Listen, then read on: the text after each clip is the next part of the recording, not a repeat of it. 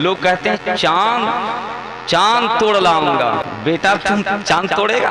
बाप की कमर को तोड़ रहा है, पबजी देख रहा है और मोबाइल देख रहा है, मार मार मार। किसको बेटा मारेगा? भाई को मारेगा कि भतीजा को मारेगा कि पड़ोस को मारेगा? माँ को भी मारा है पबजी, माँ को भी मारा है।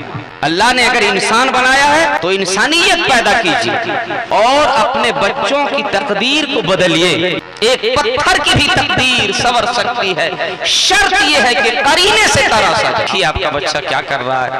आप बाप हैं, आप माँ हैं, तो समझिए, देखिए, जानिए, पहचानिए, उनके आदतों अतवार को समझिए, उनके हरकत और सकनात को समझिए। सिर्फ सोचिएगा कि ताबीज से हमारा काम चल जाएगा, घर बांधने से हमारा काम चल जाएगा, तो घर भी बांधेगा और पैसा नहीं दीजिएगा तो हाथ पैर भी बांधेगा।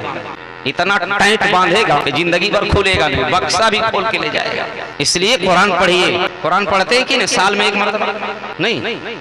आज देखिए हमारे घरों में कितनी लड़ाइयाँ होती है, सास बहू में कितने तलाक होता है, शौहर और बीवी में क्या क्या नहीं लड़ाई होती है, क्या क्या नहीं झगड़ा होता है। मीटिंग में आप लोग गए होंगे, जो सदर होते हैं, सेक्रेटरी होते हैं, वो तो जाते हैं। कभी कभी जरूरत पड़ती है तो हम लोग को भी जाना पड़ता है। लड़ाई होती है, तलाक होता है, सिर्फ इसलिए होता है कि बुलेट नहीं मिला। बोला था मौलाना साहब, बोला था शादी के वक्त, बोला था 2 साल हो गया है, बुलेट नहीं दिया है, रंगीन टीवी नहीं मिली है, जमीन लिखने के ताल्लुक से कहा था, अभी तक नहीं लिखा है। 3 लाख प्लस बोला था, स्प्लेंडर प्लस बोला था, और बाराती 600 प्लस जाके पहले खा चुका है। अस्तगफिरुल्लाह। तलाक हो रहा है आज। तलाक क्यों? बुलेट की बुनियाद पर, टीवी की बुनियाद पर। मगर आज तक मेरे घरों में ऐसे तलाक नहीं आए कि मेरी बीवी कभी कुरान नहीं पढ़ती। ऐसी लड़ाई आपने सुनी है? मेरी बहू कभी कुरान नहीं पढ़ती, ऐसी लड़ाई आपने सुनी है? मेरी बेटी कभी कुरान नहीं पढ़ती, इसके लिए लड़ाई मेरे घरों में होती है? कभी नहीं लड़ाई होती।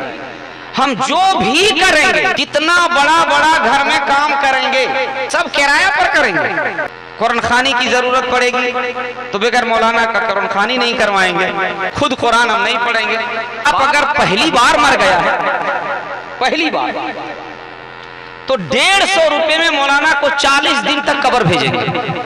नहीं, 150 रुपये लीजिए मौलाना साहब, 40 दिन तक फातिहा पढ़, 40 दिन तक। या अल्लाह, 1.5 रुपये नहीं पड़ता एक दिन में। अस्तगफिरुल्लाह।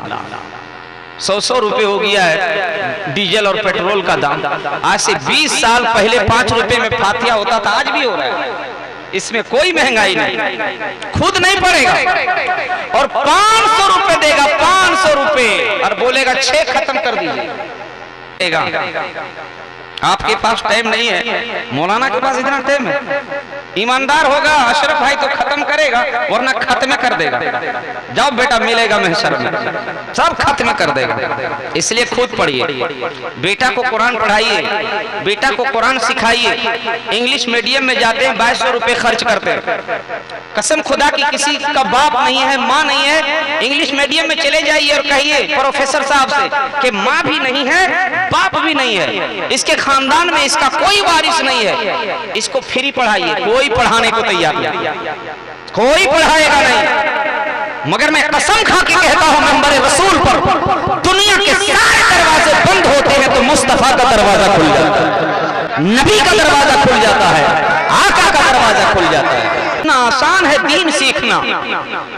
मैं कहता हूं कि डॉक्टर बनिए, इंजीनियर बनिए, आईजी बन जाइए, डीएजी बन जाइए, डीएसपी बन जाइए, सब बन जाइए, सीईओ बन जाइए, पीओ भी बन जाइए। घट घट कीजिए जाकर के, गौस का दामन नहीं छोड़ेंगे, दारू भी नहीं छोड़िए। ऐसा भी मुसलमान है। अल्लाह ने कुरान में ये नहीं कहा लक़द खलक़ना नुजूम फी अहसन तक़वीम कि हमने तारों को अच्छा बनाया, नहीं।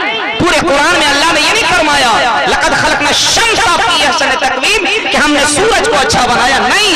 लक़द खलक़ना कमर फी अहसन तक़वीम कि हमने चांद को अच्छा बनाया, नहीं। जब इंसान की बारी आई तो रब्बे काबा ने कुरान में यह ऐलान किया लक़द खलक़नल इंसान फी अहसन तक़वीम, हमने आदमी को अच्छा बनाया। चांद से भी अच्छा हो, सूरज से भी अच्छा हो, तारों से भी अच्छा हो, उसका काम इतना बुरा हो, इतना काम बुरा हो।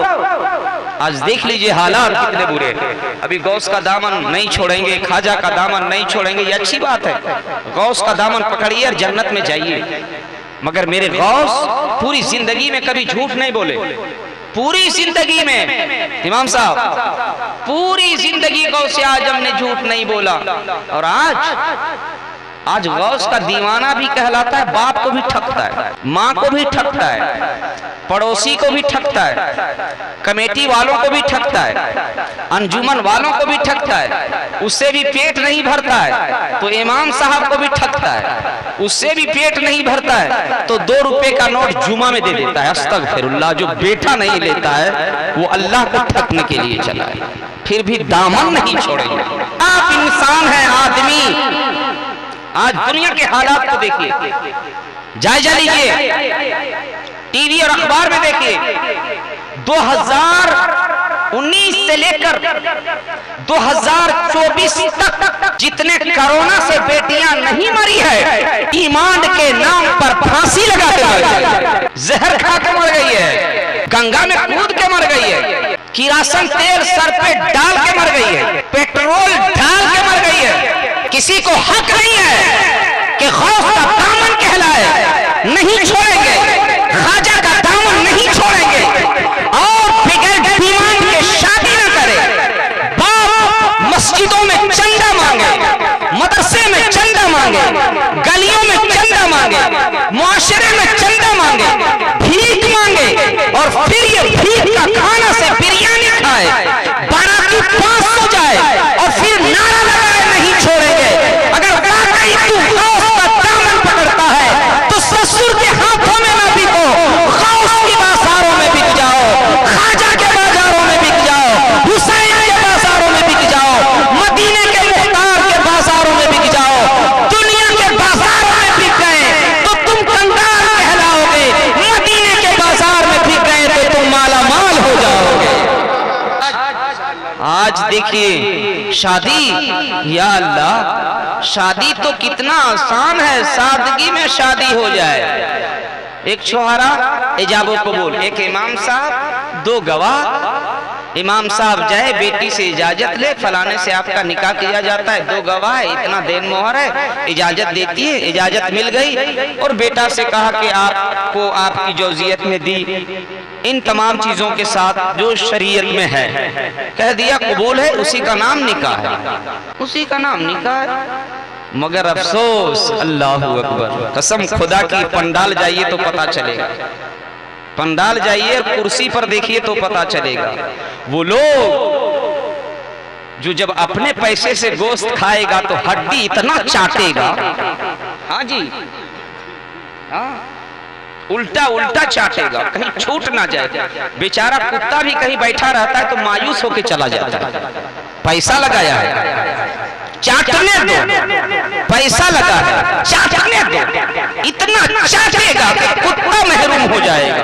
मगर जब गरीब बाप के घर आएगा तो किसी को बूटी पसंद नहीं है, बेटी का बाप बेहोश हो रहा है, किसी को पूरी पसंद नहीं है, बेटी का भाई परेशान हो रहा है, किसी को पंडाल पसंद नहीं है, बेटी का माँ बेहोश हो रही है, किसी को सलाद पसंद नहीं है, फिर भी नारा लगाते हैं गौस का दामन नहीं छोड़ेंगे, ख्वाजा का दामन नहीं छोड़ेंगे, अली का दामन नहीं छोड़ेंगे।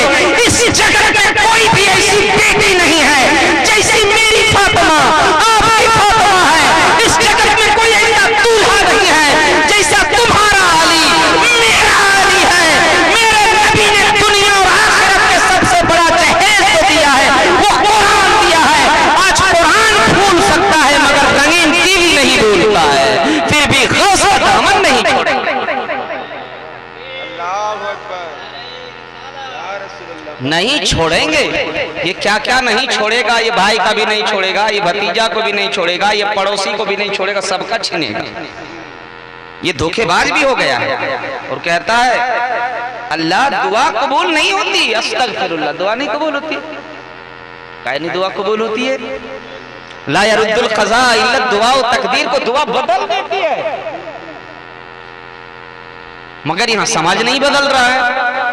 लक़द ख़लक़नल इंसान फ़ी अहसन तक़वीम, हमने आदमी को सबसे अच्छा बनाया, सबसे सुंदर बनाया।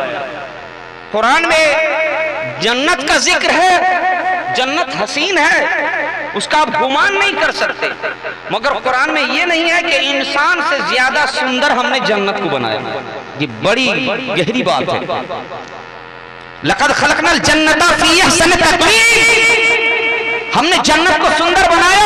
ये कुरान में नहीं है, जिक्र है कि कुरान बहुत जन्नत सुंदर है, मगर इंसान जन्नत से भी ज्यादा सुंदर है। सुभान अल्लाह, क्योंकि ये नबी का कलमा पढ़ता है, ये मुस्तफा का कलमा पढ़ता है। जन्नत इसे खरीद नहीं सकती, जन्नत हमें खरीद नहीं सकती। हम नबी का कलमा पढ़ते हैं तो घर बैठे जन्नत खरीद लेते हैं। सुभान अल्लाह। अगर कोई मोमिन कहता है ला इलाहा इल्लल्लाह मुहम्मदुर रसूलुल्लाह, जुबान से कहता है और दिल से इकरार करता है, तो वो जन्नत खरीद लेता है।